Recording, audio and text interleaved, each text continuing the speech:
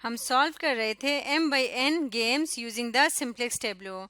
तो हमने यहाँ तक सिंप्लेक्स टेबलो में ऑप्टिमल सॉल्यूशन फाइंड आउट कर लिया था। तो अब इस टेबल के मुताबिक हमारा ऑप्टिमल वेक्टर है x, y, z, जिसकी वैल्यू क्या है? x की वैल्यू है 0, y की वैल्यू है 1/4 और z की वैल्यू भी है 1/4। ये हमारा ऑप्टिमल वेक्टर है। जबकि अगर हम इसके डुअल को देखें तो इसके डुअल का ऑप्टिमल वेक्टर क्या होगा? उसके वेक्टर्स के नाम हमने दिए थे r, s और t। तो r, s, t की वैल्यूज़ क्या हैं? जब भी हम किसी सिंप्लेक्स टेबलो को सॉल्व करते हैं तो ये बेसिक वेरिएबल के सॉल्यूशंस होते हैं, जबकि यहाँ ये जो आते हैं, जो स्लैक वेरिएबल्स के नीचे वैल्यूज़ आते हैं, ये क्या होता है? ये हमारे डुअल के सॉल्यूशंस होते हैं। यानी फर्स्ट वैल्यू r का सॉल्यूशन, सेकंड s और थर्ड t का। तो इसका मतलब डुअल के सॉल्यूशंस हैं 1/6,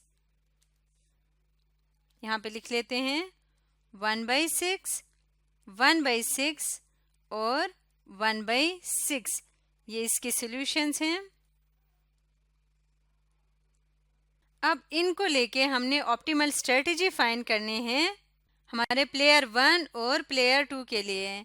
ये वेक्टर शो कर रहा है प्लेयर 1 के जो ऑप्टिमल सॉल्यूशन है और ये शो कर रहा है प्लेयर 2 के। अब हमने फाइंड करना है optimal strategy for column player.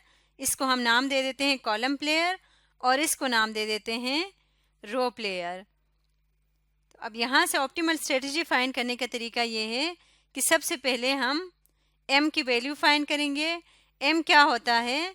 सारे बेसिक सॉल्यूशंस का सम m के बराबर आएगा, यानी m is equal to 0 plus 1/4 plus 1/4 which is equal to 1/2।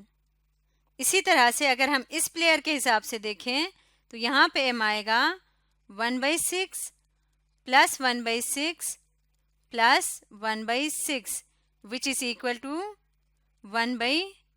तो अगर हम ऑप्टिमल स्ट्रेटजी को t नाम दे दें तो t जो ऑप्टिमल स्ट्रेटजी है जो प्लेयर्स अपनाएगा वो इक्वल होता है ऑप्टिमल वेक्टर्स, इनको लेंगे, यानी कि 0 डिवाइडेड बाई m, इसी तरह से 1/4 डिवाइडेड बाई m और 1/4 डिवाइडेड बाई m। इसको करके सॉल्व करेंगे तो हमारे पास प्लेयर 1 की ऑप्टिमल स्ट्रेटजी आ जाएगी।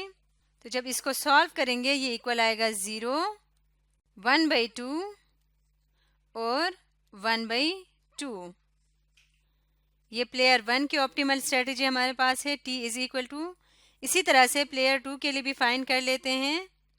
तो जब इसके लिए इस तरह से फाइंड करेंगे, सेम इसी तरह से m से इन सबको डिवाइड करके, तो हमारे पास आ जाएगा 1/3, 1/3 और 1/3। तो इसका फर्स्ट स्टेप हमने ऑप्टिमल स्ट्रेटजी इनकी फाइंड आउट कर ली है और सेकंड स्टेप ये होगा कि हमने फाइंड करना है वैल्यू ऑफ द गेम। तो वैल्यू ऑफ द गेम कैसे फाइंड होगा?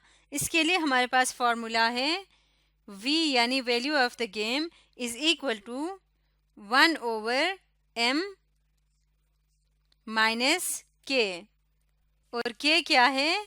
k is the amount added. शुरू में जब हमने मैट्रिक्स को पॉजिटिव बनाने के लिए जो अमाउंट ऐड किया था वो k है। तो इस केस में हमारा k इक्वल होगा 2k।